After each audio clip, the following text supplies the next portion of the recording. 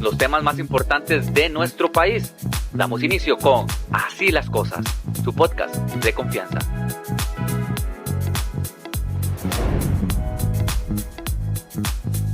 Bienvenidos a este nuevo episodio de nuestro podcast Así las Cosas. La semana anterior respondimos sus preguntas con respecto al tema de seguridad. En esta oportunidad vamos a abarcar el tema de una forma más amplia con nuestro diputado Gilbert Jiménez. Además, vamos a conocer más allá de la curul a nuestra diputada Sonia Rojas y responderemos sus preguntas con el tema de la semana.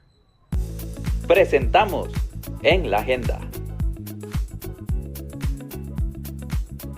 Bueno, como les adelantamos al inicio de nuestro podcast, hoy vamos a hablar del tema de seguridad que estamos seguros a ustedes y a nosotros nos preocupa muchísimo. Para eso tenemos al diputado Gilbert Jiménez de la provincia de San José, que le damos la bienvenida. Gracias, don Gilbert, por acompañarnos. Gracias a ustedes, un gran honor y por supuesto poder compartir parte de nuestros proyectos y lo que hemos realizado a nivel de esta Asamblea Legislativa en temas de seguridad tan importantes. Así es. Bueno, don Gilbert, en 42 días, lastimosamente, llegamos a una cantidad de 100 homicidios y entre esos 100 homicidios hay personas inocentes. ¿Qué podemos decir de eso?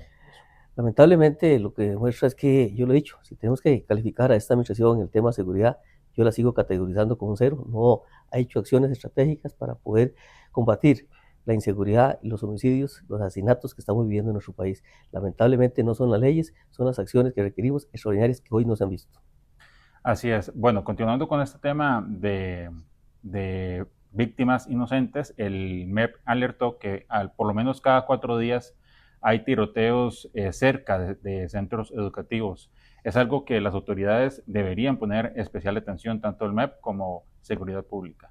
Definitivamente, yo creo que el área no solamente preventiva, sino presencial de la fuerza pública, la activación de comités de seguridad y, por supuesto, la seguridad de todos los ciudadanos hoy está en altísimo riesgo. No solamente en los centros educativos, sino que tenemos en un narcoterritorio, ¿verdad?, con ventas de droga por todos lados y exponiéndose y arriesgándose a todos nuestros jóvenes, a toda nuestra juventud. Requerimos unas acciones completas para combatir ese flagelo, para quitar los búnkeres, para quitarles todas las herramientas, todas las armas, todo el efectivo, todo lo que se pueda captar. Y bueno, ahí es donde requerimos esfuerzos extraordinarios. Don Gilbert, el 2024 lo cerramos con femicidio y el 2025 lo abrimos con un femicidio. Un tema bastante delicado, sobre todo, obviamente, que estamos hablando del tema de la mujer.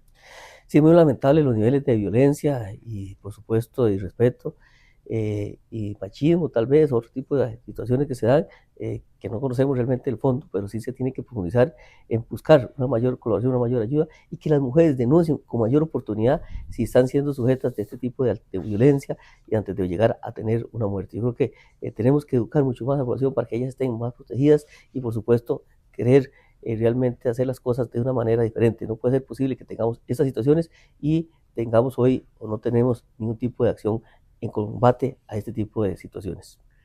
Con respecto a todo esto, el crimen organizado, las drogas, la violencia, ¿qué ha hecho el Congreso, don Gilbert? Bueno, nosotros en la Asamblea Legislativa hemos hecho leyes más duras, más severas, ampliando las penas. Con esto también hemos solicitado, bueno, yo presenté un proyecto en aquel momento para que la prisión preventiva a las personas que están relacionadas con narcotráfico, crimen organizado, abusos sexuales, estos violadores, por Dios, que no puedan estar en las calles. Pero también necesitamos que los jueces tomen conciencia y que definitivamente ante este tipo de delitos esas personas no puedan estar en las calles. Es un riesgo para la sociedad y creo que ahí es donde cabe la mayor acción que podemos hacer y, por supuesto, seguimos trabajando en las leyes que requerimos para poderlas actualizar, pero eso es una herramienta. Aquí lo que necesitamos es manos duras, tanto en el Poder Judicial, en nuestros jueces, así como también acciones y operativos por parte de la fuerza pública y todos los cuerpos policiales. Justamente acerca de los proyectos que se han presentado y usted como presidente de la Comisión de Seguridad, ¿cómo han avanzado? ¿Cómo está esa lista de proyectos en este tema? Bueno, los 10 proyectos prácticamente, excepto ejecución de la pena, que es un proyecto que es bastante amplio y que es una deuda que tiene con el país. Todos se sacaron, ¿verdad? Todos fueron leyes prácticamente, excepto 2 que también se archivaron porque tenían roces constitucionales. Pero de los 10 proyectos ya podemos decir que hay 7 que fueron leyes propiamente y un proyecto que es la ejecución de la pena, que es muy amplio, que estamos con el informe técnico que nos dio la semana pasada, analizando y revisando y dándole prioridad para ya en este periodo ordinario, porque no fue convocado en el periodo extraordinario, o los convocó el gobierno en el periodo extraordinario.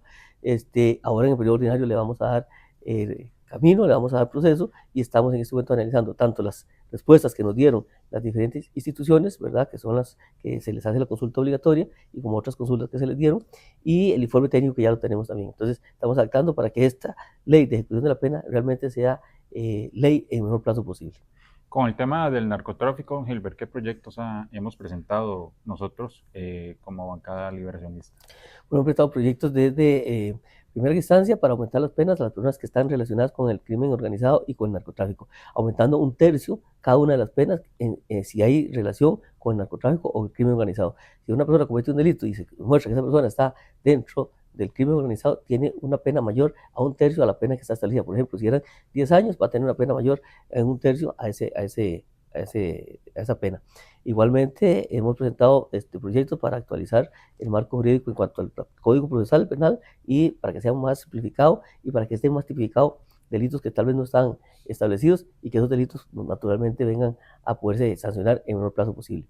Pero además de eso, hemos tenido reuniones y sesiones y mesas de trabajo constantes con los representantes del Ministerio Público, Fiscalía, Poder Judicial, Sala Tercera, y las diferentes instancias, Poder Ejecutivo, Ministerio de Seguridad Pública, Justicia, y hemos avanzado también en proyectos importantes para poder reducir no solamente la situación de criminalidad que vive el país, sino tener realmente un marco mucho más actualizado. Justamente a eso iba, las mesas de trabajo que se plantearon el año anterior y cómo ven el trabajo en conjunto con las otras instituciones para este año. Bueno, hay que ser realistas. Este gobierno no ha tenido la voluntad, ¿verdad? El Poder Ejecutivo, lamentablemente, cuando hemos ido avanzando en algunas mesas, quitan a la gente, ¿verdad? O nos ponen otros, en unos casos, y en el peor de los casos no ponen a nadie. Entonces, demuestra el Poder Ejecutivo que no ha tenido, digamos, esa voluntad.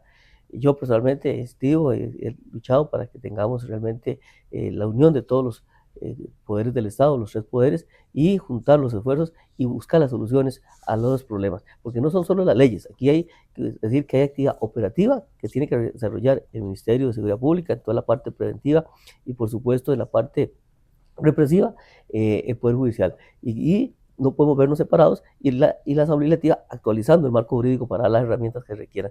Y ahí es donde realmente yo creo que hemos tenido una deuda grande, no por parte nuestra, sino porque el Poder Ejecutivo no ha querido involucrarse y poder trabajar conjuntamente con el mayor consenso, la mayor integridad y por supuesto para mayor beneficio y actualización de las leyes. Bueno, ahora esperemos que haya una llamado, que yo también lo hice en el plenario, que Rodrigo Arias ya lo convocó también, y que bueno, que podamos acudir todos para poder retomar el tema, ver cuáles son las prioridades, pero no solo en la ley, sino también cuáles son las acciones estratégicas que va a desarrollar el Poder Ejecutivo, cuáles acciones va a hacer el Poder Judicial, que tomemos conciencia todos, y nosotros como legisladores, cuáles proyectos van a ser los prioritarios, y yo he dicho, bueno, si hay que darle más recursos a los diferentes cuerpos policiales, en la Asamblea Legislativa siempre hemos tenido la disposición, la mayor apertura para dar los recursos que se requieran para combatir este flagelo de inseguridad que vive el país.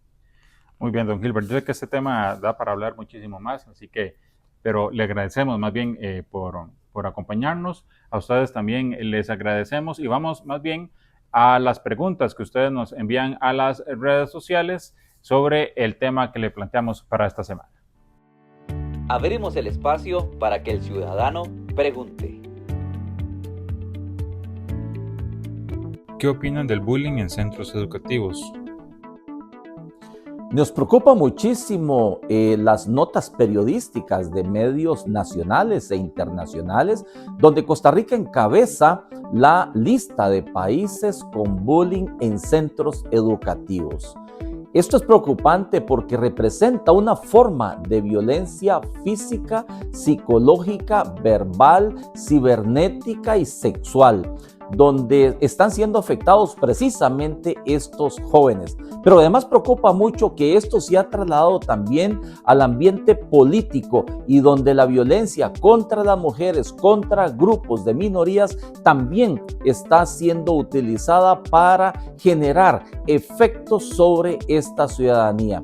Llamamos la atención de que debemos actuar todos fuertemente porque este es un problema que le compete a todo el país. Les agradecemos las preguntas que ustedes nos envían a nuestras redes sociales. Ahora continuamos con la sección Más allá de la curul con nuestro compañero Brando Santos. A continuación, Más allá de la curul. Gracias por continuar en nuestro podcast Así las Cosas y ahora seguimos con nuestra sección Más allá de la curul. Hoy tenemos el honor de tener a la diputada Sonia Rojas del Cantón de Buenos Aires de Punta Arenas. Además, marcó un hito histórico en el Congreso al ser la primera mujer indígena en llegar a la Asamblea Legislativa. Doña Sonia, muchas gracias por acompañarnos en el podcast Así las Cosas. Bueno, no, gracias a ustedes porque este es un momento muy importante también para conocernos en nuestro entorno más íntimo, ¿verdad? Entonces, encantada de estar acá. Doña Sonia, el trabajo en la Asamblea Legislativa demanda mucho tiempo y demanda mucho estrés, tanto aquí adentro como fuera en las comunidades, porque sabemos que ustedes, más allá de trabajar aquí en el Congreso, también visitan sus comunidades. Pero, ¿qué hace doña Sonia para liberar ese estrés en sus tiempos libres, en el poco tiempo libre que tiene, ¿verdad? Y para recargar energías. Miren, yo para verdaderamente recargar energías, cuando salgo de toda el entorno de estrés y depresión que vivimos en el Congreso y en el trabajo en las comunidades, yo me tomo mi tiempo para estar con mi familia. Entonces me dirijo a Buenos Aires, a la comunidad rural de Villahermosa, donde viven mi mamá y mis hermanos, y nos reunimos y hacemos una reunión y comparto con mi mamá y comparto con mis hermanos y comparto con mi hija. Entonces, esa es la manera más maravillosa que tengo yo de recargar energías y lo disfruto montones. ¿Por qué? Porque somos una familia muy, muy unida, una familia muy conservadora, muy cristiana, que todo lo vemos de la mano de Dios. Entonces, cuando yo llego y pues mi mamá me recibe con esas comidas hechas de la mano de mamá, ¿verdad? Con esas palabras maravillosas de la palabra de Dios, eso me hace devolverme a la capital y retomar todo el trabajo. Ese contacto, bueno, en Buenos Aires, donde usted mencionaba, es el contacto con la naturaleza. ¿Le hace falta ese contacto cuando viene aquí al gran área metropolitana? Completamente. Ese contacto con la naturaleza donde usted solo escucha la bullita de las aves, de los animales silvestres, ver el verdor del campo, de las montañas, de la gente amable, de la gente humilde, trabajadora que te visita en el campo, de esa gente que comparte contigo esa misma cultura, las mismas tradiciones, esos acentos maravillosos indígenas que nos identifican. Ahí me siento plena, completa y ahí retomo energías. Usted mencionó que su mamá cocina rico. Demasiado. ¿Y cuál es su comida favorita? Bueno, mi comida favorita es el arroz con frijolillo de palo, le decimos nosotros. Okay. Bueno, creo que le llaman gandul, pero nosotros le llamamos frijolillo de palo, que ahorita, por cierto, está en cosecha. Está en cosecha. Está en cosecha. Entonces, cuando yo voy a la casa, cuando está en cosecha, esa comida no me puede faltar, el arroz con frijolillo de palo. ¿Y lo sabe cocinar o todavía le falta? Mi mamá lo cocina deliciosísimo, porque todo lo que cocina mi mamá es deliciosísimo. Mi mamá era cocinera del comedor escolar de la escuelita. Ah, ok. Ajá, y se pensionó después de 25 años de ser cocinera. Entonces mi mamá cocina deliciosísimo todas las comidas. Regresando un poco, hablando un poco más de su infancia, ¿qué recuerdo tiene usted cuando estaba en la escuela? Ay, mire, el recuerdo que más tengo cuando estaba en la escuela era cuando iba con botitos de hule. Mi mamá le gusta mucho el rojo. Okay. Y me compraba botitos de hule rojas. Entonces, porque la escuela, para ir a la escuela, tenía que pasar por mucho barrio, ¿verdad? Era una comunidad rural de una escuela unidocente. Entonces, nosotros éramos un montón. Mi mamá tuvo 9 hijos, ¿verdad? Entonces éramos un montón. Y lo que podía mi papá, que era agricultor, y mi mamá poder comprarnos las cosas, pues a mí me mandaban con botitas de hule y me mandaban en una bolsita de arroz, que en ese tiempo era una marca que se llamaba Boruca. Ahí llevaba los cuadernitos. Okay. Ajá, y bueno, me mojaba mucho, entonces era una bolsita que la amarraba con botitas de hule y los aguaceros me encantaban porque estrenaba cada vez esas botas. Okay. Que mi mamá siempre me compraba botas. Okay. ¿Y usted se imaginó que iba a ser, cuando estaba en la escuela, se imaginó que iba a ser diputada de la República? Nunca, jamás ni nunca. Okay. Nunca me imaginé, pero sí, una vez que me comprometí, he sido muy responsable con la gente que me eligió. Okay, muy bien. Usted es madre y nos comentó ahorita cómo ha podido o cómo ha sido la combinación de el rol de madre, pero también de ser legisladora, que es un tema muy complicado, ¿verdad? Y muy tedioso. ¿Cómo ha sido esa combinación de ambas cosas? Es muy difícil porque yo casi no puedo ver a mi hija, o sea, muy poco. Yo trabajo de lunes a jueves en la asamblea, viernes, sábado a las comunidades rurales indígenas y el domingo lo utilizo para poder llegar a San José. Casi no puedo tener relación con ella. A veces llego tipo 9 de la noche, la veo 5 o 10 minutos, o en la mañana 1 hora, porque ella está en la universidad. Entonces a veces nos topamos y a veces no. Okay. Ha sido muy difícil. Ha sido muy difícil. Y doña Sonia, ya para ir terminando este espacio, algunas palabras, porque usted es de la cultura vibrí, ¿verdad? Algunas palabras como despedida que nos digan en ese lenguaje. Bueno, primero saludar a todos mis hermanos indígenas. Ixaxquena en Bribre, Xoscarán en Boruca, Cucundego en Nove, y porque las otras lenguas han sido lenguas más olvidadas, esas son las que un poquito más se conservan. La cultura Bribre, la cultura Nove y la cultura Cabecar son las que más han retomado su lenguaje. Decirles que vamos a seguir trabajando fuertemente por los derechos de los pueblos indígenas en general, que es un tema que trabajamos acá en la Asamblea Legislativa para garantizar uno de los proyectos más importantes, que es la consulta a pueblos indígenas sobre los proyectos legislativos con pertinencia indígena. Okay, perfecto, doña Sonia, muchas gracias por acompañarnos en este pequeño espacio, pero que conocimos un poco más sobre usted. Continuamos con nuestro podcast Así las Cosas, con muchas más acciones y secciones. Les agradecemos por acompañarnos en este episodio de nuestro podcast Así las Cosas y les invitamos a seguirnos en nuestras redes sociales que aparecen aquí abajo. Nos vemos la próxima semana. Nos vemos la próxima semana con un episodio más de Así las Cosas, su podcast de confianza.